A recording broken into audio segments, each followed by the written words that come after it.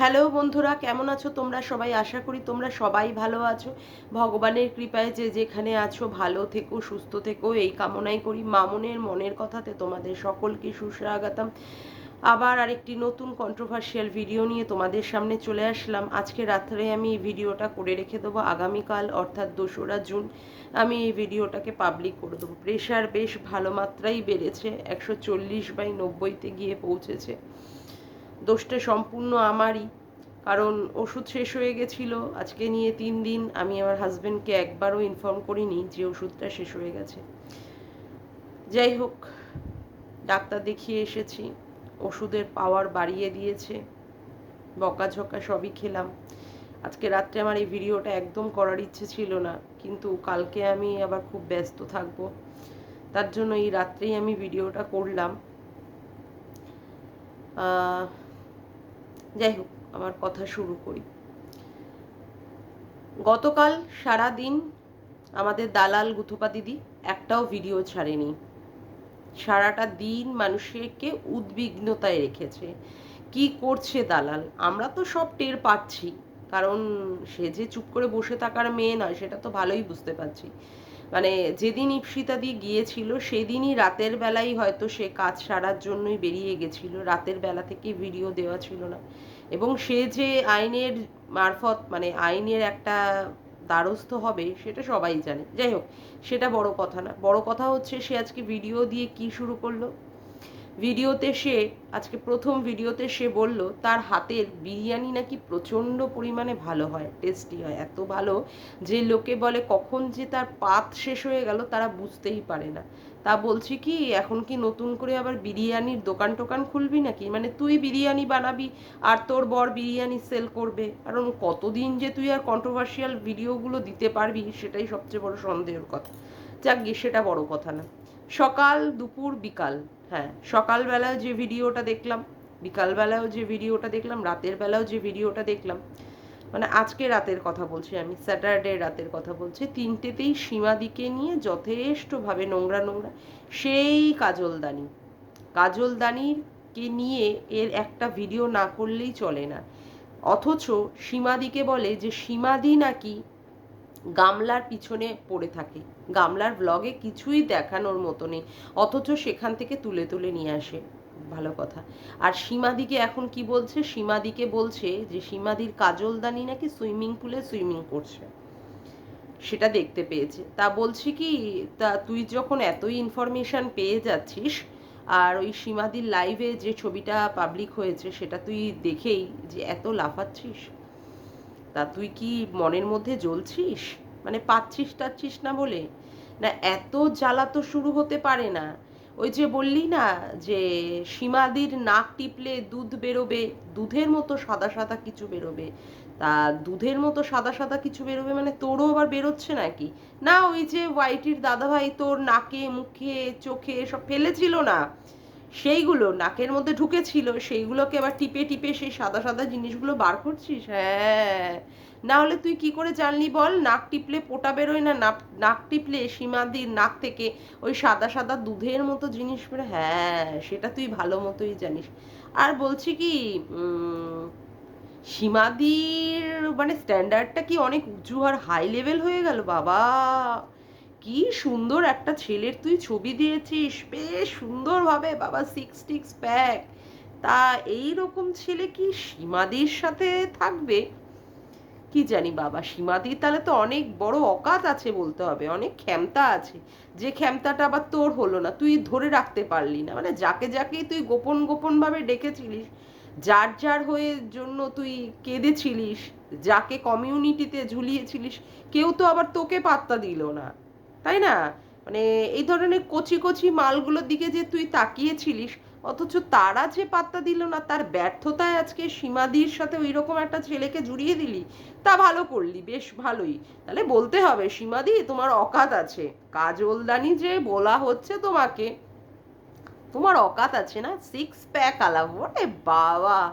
মানে মানুষ তো স্বপ্নে ভাবে সিক্স প্যাক আলা, মানে আমার হাজবেন্ডও এরকম সিক্স প্যাক আলা হলো না গো। আমি সত্যি মনে মনে খুব দুঃখ পাই। অবশ্য আমি চেয়েছিলাম যে আমার হাজবেন্ড খুব লম্বা হবে, তারপরে যাই হোক, উঁচু লম্বা স্বাস্থ্য সুন্দর, সেটা আমার হাজবেন্ড আছে, কিন্তু সিক্স প্যাকটা জুটলো না। যাই হোক, এ জন্মে জোটেনি, তাতে আমার কোনো দুঃখ নেই। তা আমার যা স্বামী জুটেছে এই নিয়ে আমি যথেষ্ট সন্তুষ্ট। কিন্তু ব্যাপারটা হচ্ছে সীমাদির সিক্স প্যাক আলা, আর আবার সুইমিং পুলে সুইমিং করছিল, বাবা তোর লেভেল তো একদম পুরো, মানে তুই তো সীমাদিকে একদম উপরের লেভেলে উঠিয়ে দিলি না। পতিতা, পতিতার ক্ষমতা আছে না, হ্যাঁ, খুব সুন্দর করে তুই সীমাদিকে বিশ্লেষণ করতে বসলি, বাপরে বাপ। সীমাদিও মনে মনে কিছুটা হলেও, মানে খালপাড়ের মাসির মেয়ের জন্য সীমাদিও মনে মনে খুব খুশি হবে যে সীমাদি যেটা করতে পারলো না সেটা তোর মাধ্যমে যদি সীমাদি করতে পারে, মানে তুই যেভাবে সীমাদির কে নিয়ে এইভাবে পাবলিসিটি করছিস যে ওই কাজলদানি ছেলের সাথে সীমাদি এইভাবে পরকীয়ায় যুক্ত রয়েছে, সে বুড়ো বর আর বুড়ো বরটার দিকে আর কি তাকাবে বল। হ্যাঁ, তোর মতো তো মানে তুই মানে তুই যেটা পারছিস না, যেমন তুই বলেছিলিস না মন্দিরাকে যে তোরও আবার ওই ছোট বাচ্চা ছেলেদের প্রতি তোর আবার নজর আছে, কিন্তু তাকে আবার তুই বিছানায় নিয়ে আসতে পারিসনি না, হ্যাঁ, কিন্তু তোর মন মানসিকতা সব কিছুই সেই ছেলেটির দিকেই পড়ে থাকে, হ্যাঁ, কিন্তু তুই আবার তাকে বাড়িতে বা বিছানায় ডেকে আনতে পারিস না। কি দুর্ভাগ্য কপাল তোর, কি হতভাগা তুই। তা বলছি, এত ফ্রাস্ট্রেশন নিয়ে থাকছিস কি করে? হ্যাঁ, ওই ফ্রাস্ট্রেশনে জ্বালায় জ্বালায় বলতে বসেছিস। তা ভালো, তা ভালো। তা আমি এই ব্যাপারে সীমাদিকে মানে আউট অফ 10-এ 10ই দিয়ে দেবো। তা বলছি কি, এইসব ভুলভাল কথাবার্তা বলতে গিয়ে শিক্ষাগত যোগ্যতার দিকেও তো তুই পুরোপুরি ভুলভাল কথাবার্তা বলছিস। কি বললি, আলোর গতিবেগের থেকে শব্দের গতিবেগ বেশি, ওই জন্য আগে আমরা শব্দ শুনি বাজ পড়ার, তারপরে আমরা আলো দেখি। হ্যাঁ, তুই না সন্দীপকে ক্লাস 8 পড়া ছেলেকে নিয়ে মানে তার পড়াশুনো নিয়ে কিল্লি উড়াস, কি কি যেন সে বলে, ওই ইমিউনিটিকে ইউনিটি, তাই না, আর যেন কি কি বলে বেশ সেইভাবে নিয়ে নিয়ে। তা বলি কি, তুই যেন সেদিন ওই হ্যালোইনকে কি বললি, হলোইন, তারপরে কি বললি যেন ওই বাটিকে বোলকে যেন কি বলেছিলিস, বাওয়েল, হ্যাঁ বোল, ওটা উচ্চারণটা হয় বোল, বাওয়েল বলেছিলিস। আর যেন কি বলেছিলিস, হ্যাঁ হোয়াইটের দাদাভাইকে লিলিফুট, হ্যাঁ লিলিপুটটা লিলিফুট। তারপরে বলেছিলিস ওই মিট আপে যে সমস্ত বয়স্ক মহিলারা গেছিল, আর সেখানে তুই ওই দক্ষিণেশ্বরে ফিরে আসার সময় যে লাইভটা করছিলিস, কি বলেছিলিস যেন, এজি পিপিল, এজেড না, হ্যাঁ। তা বলি, তোর শিক্ষাগত যোগ্যতা তো ক্লাস 8-এর থেকেও নিচুতে না, ক্লাস 8-এই বা 7-এই পড়ানো হয় যে আলোর গতিবেগ শব্দের গতিবেগের থেকে অনেক বেশি। সেই জন্য বাজ পড়ার মানে শব্দটা শোনার, বাজ যখন পড়ে বা থান্ডারিং যখন হয়, তখন আমরা কি দেখতে পাই, তখন আমরা আগে আলোটাকে দেখতে পাই, তারপরে সেই গুরুম গুরুম আওয়াজ, পুরো তার কাটা মাল, পুরো তার কাটা মাল, সত্যি। মানে কি বলবো, ভুল ভাল কথাবার্তা। আর তুই কি যেন বলছিলিস, হ্যাঁ তুই তো আবার গামলার কোনো কিছুই দেখতে পারবি না, কারোর বাড়িতে গেছে সেখানে তো আম খেতে তাকে দেবেই, এটা তো নিয়মই তাই, কিছু ফল টল থাকলে খেতেই দেবে বা চা বিস্কুট দেবে। তুই দেখিসনি ক্যাথাকুরানির মা আম কুড়িয়েছিল একটা, তুই মনে হয় দেখিসনি, আসলে তুই তো আবার এইসব দেখতে টেকতে পাস না, মানে যেইগুলো ভিডিওতে দেখায় সেইগুলো দেখতে পাস না, যেগুলো ভিডিওতে দেখা যায় না, যেমন ওই যে কণিকার ভাসুরের সাথে নাকি যৌবনের পাশের ঘরে এডিট করছিল, রিম্পা শ্বশুরের সাথে শুয়ে পড়ে একটা কি জানো একটা বিকলাঙ্গ ছেলের জন্ম দিয়ে দিয়েছে, তারপরে গীতাদি তার মানে মেয়ের জামাইয়ের সাথে শুয়ে পড়েছে, মানে মেয়ের বরের সাথে, সরি, গীতাদির জামাইয়ের সাথে গীতাদি শুয়ে পড়েছে না, এইসব গীতাদির শরীরে খুব রস, এইগুলো দেখতে পাস। আর যেখানে ক্যাথাকুরানির মায়ের এখন রিলসের জ্বালা উঠে গেছে, সেখানে সারাটা দিন রাত ঠোঁটে লিপস্টিক, গালে পাউডার, স্নো পাউডার মেখে মেখে সব সময় বসে বসে এখন মানে কি বলবো রিলস বানাচ্ছে, দুপুরবেলায় রিলস, রাত্রি 12টার সময় রিলস, হ্যাঁ তার মানে অল টাইম বলছেই, গামলা সেখানে তার বাবাকে বলছে এবং আমাদের দর্শকদের কাছেও বলছে, তুই তো এগুলো আবার শুনতে বা দেখতে টেকতে পাস না, হ্যাঁ। আচ্ছা বলছি কি, শোন না, তুই কোন কথা কিভাবে বলিস আমি শুধু সেইগুলো ভাবি, মানে তুই মানে পুরোটাই পাগলি, তোর মানে পুরোটাই তার কাটা মাল। তা বলছি, ঢিপসিতা মানে ইপসিতা দিকে তোরা বলদি কেন বলিস? বলদি তো একমাত্র তুই রে, বলদি একমাত্র তুই। তুই বললি যে ওই যে গামলার বৌদি বলেছে যে তার নাকি মিষ্টি খেতে ভালো লাগে না, তার টক খেতে ভালো লাগে। তুই বললি হ্যাঁ হতেই পারে, লঙ্কার যেমন মানে যে ফলের যে স্বাদ, হ্যাঁ তখন বলতে গিয়ে বললি যেমন লঙ্কার হচ্ছে কি ঘাসইরা না কি বললি, ঘ্যাসইরা মা বা আমরা ওইসব শব্দ জানি না, সেই রকম যদি স্বাদ হয় তাহলে কি হবে? অবশ্যই অড, এই অড কথাটা তুই বললি।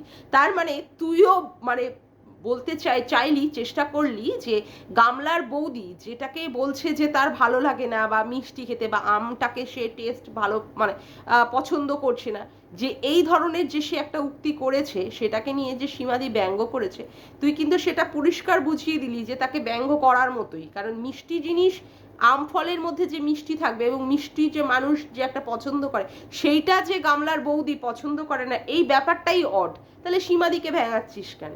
সীমাদিকে ভেঙাচ্ছিস কেন?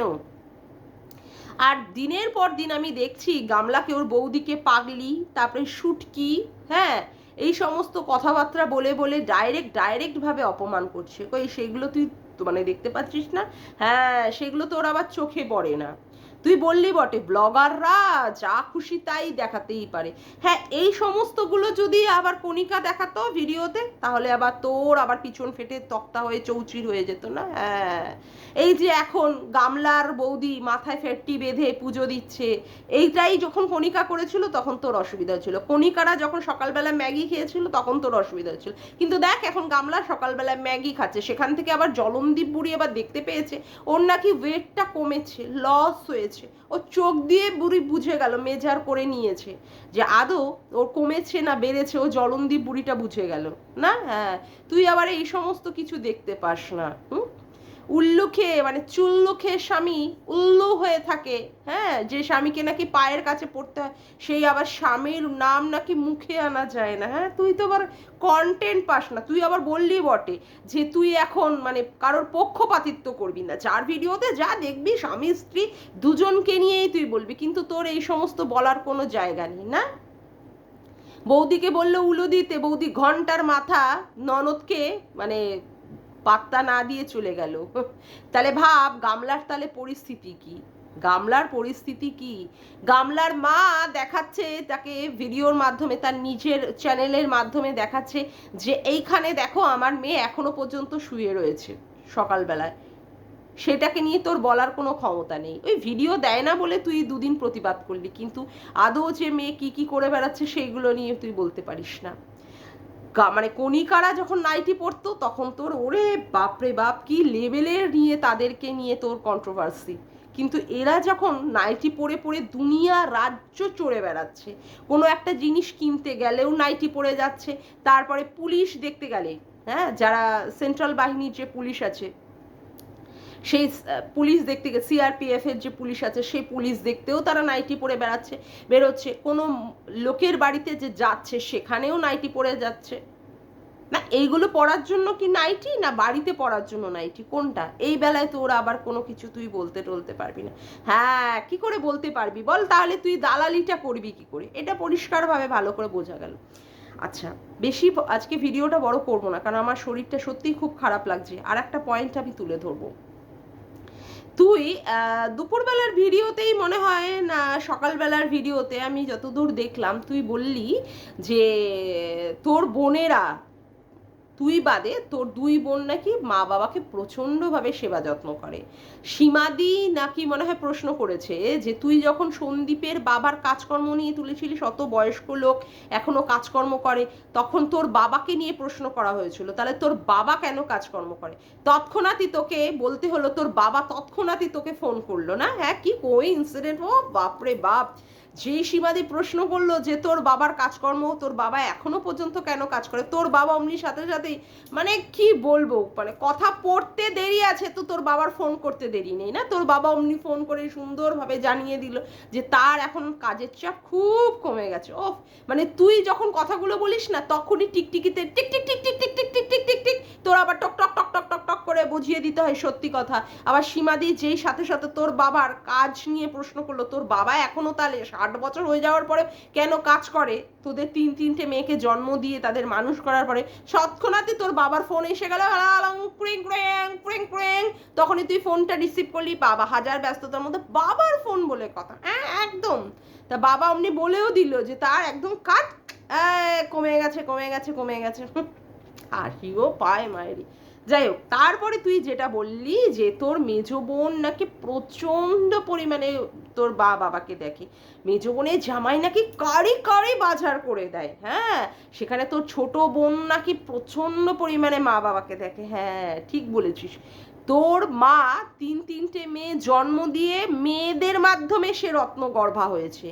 আবার কি বলতো, তোকে বিয়ে করে তোর এই ভেরু পাঠাটার মা আবার কি হয়েছে বলতো, কলঙ্কিত হয়ে গেছে ওরকম একটা পাঠা জন্ম দিয়ে। এটাই হচ্ছে অবাক কাণ্ড। মানে জামাই হয়ে শাশুড়ির সমস্ত কিছু টেক কেয়ারের দায়িত্ব নিয়ে নিচ্ছে, অথচ যে ছেলে একই বাড়ির মধ্যে থাকছে সে উপরের বাবা মাকে সেবা যত্ন করছে, তাদের টেক কেয়ার করছে, দেখাশুনো করছে, সেটাই তোরা দেখাতে পারছিস না। কি অবাক কাণ্ড না? সিরিয়াসলি কি অবাক, কি ভাববার বিষয় না বন্ধুরা, ভাববার বিষয়। বাপরে বাপ, জামাই হয়ে কারি কারি বাজার করে দিচ্ছে শ্বশুর বাড়িতে, ওপরে বাপরে বাপ, মানে এলাই ব্যাপার। হ্যাঁ, অথচ সেই জামাই আবার তার মা বাবাকে কতটা যত্ন করছে সেটাই আবার দেখবার বিষয় না। এখানে আবার সেই মানে ওই বাড়ির মেয়েকেই বিয়ে করে নিয়ে এসেছে এর বর, ভেরু বরটা, হ্যাঁ সেই বরই আবার তার মা বাবাকে দেখছে না, দেখাতেই পারে না তার ব্লগ চ্যানেলে বা তার কোনো কিছুই, যে যে সেই বর তার মা বাবাকে সুন্দরভাবে টেক কেয়ার করছে, যেটা তার করা উচিত। মা বাবার বাড়িতেই বসে আছে। আবার কি সুন্দর বলতে হয়েছিল যে ওই ইসের সময় না, ওই করোনার সময়, তখন ওই লকডাউনের সময় শ্বশুরের পয়সা দিয়ে গান্ডে পিণ্ডে চর্বচুস্য লেজ্জ পেয়েও করে করে গিলেছে, অথচ শ্বশুরকেই পাত্তা দেয় না, শ্বশুরকেই দেখে না, শ্বশুরটা কীরকম আছে। বাপরে বাপ, সেদিন শ্বশুরটার গায়ে ওই পোষ্যটা উঠেছিল, কেমন করে ছিনিয়ে নিয়ে চলে গেল। বাপরে বাপ, এই হচ্ছে তোর মানে কি বলবো, এই হচ্ছে তোর মায়ের শিক্ষা। হ্যাঁ, আর তোর শিক্ষার মাধ্যমে তোর বরটা আজকে পুরোটাই ভেরু হয়ে গেছে, সেইখানে সে তার মা বাবার কোনো রকমের যত্ন নিতে পারে না। হ্যাঁ, অবাক কাণ্ড না সত্যি। মানে ব্যাপারটা হচ্ছে তোদের শিক্ষা হচ্ছে তোর মা বাবাকে দেখাশুনো করবে, কিন্তু বরের মা বাবাদের আবার তুই বা তোর বর আবার দেখাশুনো করবি না। তাদের টাকা আছে, তাদের লোক আছে দেখার জন্য, তাদের রান্না করে দেওয়ার জন্য লোক আছে, তাদের টাকা আছে। হ্যাঁ, কি সুন্দর যুক্তি দিস না মায়েরি, সত্যি। আর এই সমস্তগুলো তুলে ধরলে তখন অসুবিধা। দিনের পর দিন তুই ইপসিতাদিকে নন্দাই নাঙ্গি, নন্দাই নাগরী, সীমাদিকে জলহস্তি, পতিতা, তারপরে পছিটা করে করে, এখন আবার হচ্ছে কাজল দানি, হ্যাঁ এই সমস্ত কথাবার্তা বলে বলে তুই অ্যাটাক করে যাবি। অথচ তোকে ভাগনা ময়ে ময়ে বললে, ভাগনার সাথে দেখেছো, হ্যাঁ ভাগনা বাচ্চার সমান, সেই ভাগনাকে নিয়ে বলছে, হ্যাঁ ভাগনা চলে যাওয়াতে ও কেঁদেছিল, তাই ওকে নিয়ে বলছো তোমরা ভাগনা ময়ে ময়ে। কি করে বলো সত্যি, আস্পর্দার কথাবার্তা, ভাগনাকে নিয়ে কেন? তুই যখন দিনের পর দিন সীতাদিকে বলে গেছিস নন্দাই নাঙ্গি গিরি করে বাচ্চার জন্ম দেওয়া হয়েছে, তাহলে তখন তখন তারা এরা প্রশ্ন করেনি, তখন তারা এরা বলেনি, এরা তখন কোথায় ছিল? যে কৃমি কুটুনি, তারপরে হচ্ছে বুনো মোষটা, কোথায় ছিল এরা তখন? কোন জলে খেলা করছিল? কোথায় ছিল তখন এরা? হ্যাঁ, কোথায় ছিল এরা? কত কথা বাবা ইপসিতাদিকে বলছে বলদি, আর এরা কি সব তো দোকানদারের মালকে বিয়ে করে, তার উপরেও আবার সংসারে আদৌ স্বামীর কোনো স্থান আছে কি না। বাপরে বাপ, এরা আবার বসে যায় কন্ট্রোভার্সি করতে, আমি সত্যি অবাক হয়ে যাই। অবাক কাণ্ড। তুই জন্ম পর্যন্ত দিয়ে দিলে নন্দাই নাঙ্গির সাথে, আর তোকে ভাগনাকে নিয়ে বলেছে, তাই কতটা ওদের পিছন ফেটে গেছে, এমনকি তোরও পিছন ফেটে যাচ্ছে। তাহলে তুই ইসেকে নিয়ে কি বলে, ইপসিতাকে, সরি কণিকাকে নিয়ে কি করে বললি যে পাশের ঘরে যৌবনের এডিট হচ্ছে? দেখেছিস যৌবনের এডিট হতে? আজকে মেয়েটা যখন, কণিকার মেয়েটা যখন বড় হবে, এই সমস্ত ভিডিও দেখলে তার মনের মধ্যে কি প্রভাব পড়বে? হ্যাঁ, তার মনের মধ্যে কি প্রভাব পড়বে? কণিকা যে এখনো পর্যন্ত সুইসাইড করেনি, এটা ভগবানের আশীর্বাদ যে তোর এই রকমের দিনের পর দিন অত্যাচারের পরেও কণিকা সুস্থ এবং ভালো আছে। এইভাবে দিনের পর দিন তোরা মলেস্ট করার চেষ্টা করেছিস রিম্পাকে শ্বশুরের সাথে শুয়ে দিয়ে, রিম্পার বরটাকেও পর্যন্ত বলেছিস যে 6 দিনে 6টা মহিলা নাকি রিম্পার বরের কাছে আসে, এবং রিম্পার কাছেও 6 দিনে 6টা পুরুষ আসে। তোরা দেখেছিস? তোরা দেখেছিস? আর এই ঘোড়ামুখী দালাল দেখেছে যে প্রত্যেক দিন এইভাবে ওকে নিয়ে নিয়ে ভিডিও করেছে? রিম্পা যদি কিছু করে ফেলতো তার দায়িত্ব কে নিত? হ্যাঁ, তার বেলায় আর কিছু নেই। সীমাদিকে বারংবার বলেছিস দালাল, এই দালাল বলেছে গুথোপা, যে কিনা সন্দীপের সাথে সম্পর্ক করে পেট বানিয়েছে। ওই যে কোথায় ঘুরে, তারাপীঠেই মনে হয়, তারাপীঠে ঘুরতে গেছিল, সেখানে নাকি সীমাদির সাথে সন্দীপ নাকি এক হোটেলের মধ্যেই ছিল, এক জায়গায় ছিল, সেখান থেকেই নাকি প্রেগনেন্ট হয়েছে, ব্যাঙ্গালোরে গিয়ে খুশি এসেছে। তোরা দেখেছিস? তোরা এই সমস্ত কথা বলবি? হ্যাঁ, দালাল, গুথোপা দালাল এই সমস্ত কথা বলবে। দালালকে যদি ভাগনা ময়ে ময়ে বলা হয়, খুব পিছন ফেটে যাবে গো, খুব সারগানে ফেটে যাবে। কি অবস্থা, সত্যি কি অবস্থা না? চলতে থাকুক, বিচার যখন শুরু হবে তো সবার বিচারটাই হবে, একতরফা তো বিচার হবে না যে কে কি বলেছে, কে কতটা বলেছে, কে কি না বলেছে, কে কি ভিডিও দেখে বলেছে, কে ভিডিওর বাইরে বহির্ভূতভাবে বলেছে, এগুলো তো অবশ্যই হবে। যদি কেস খামারিতে ওঠে, যদি আইনের মাধ্যমে যায়, তবে অবশ্যই বিচার হবে কে কতটা দোষী আর কে কতটা নির্দোষ, মানে কে কতটা নির্দোষী, তাই না? যাকগে, আজকের মতো ভিডিওটা আমি এখানেই শেষ করলাম। আমার ভিডিওটা যদি তোমাদের ভালো লেগে থাকে তবে অবশ্যই একটি লাইক করো, কমেন্ট করো, শেয়ার করো, আর চ্যানেলটিকে বেশি বেশি করে সাবস্ক্রাইব করে রেখো, আর অল নোটিফিকেশান বেলটিকে অন করে রেখো এরকম নতুন নতুন ভিডিও পাওয়ার জন্য। আজকের মতো আসি বন্ধুরা, আবার দেখা হচ্ছে একটি নতুন ভিডিওর সাথে। Bye, tata.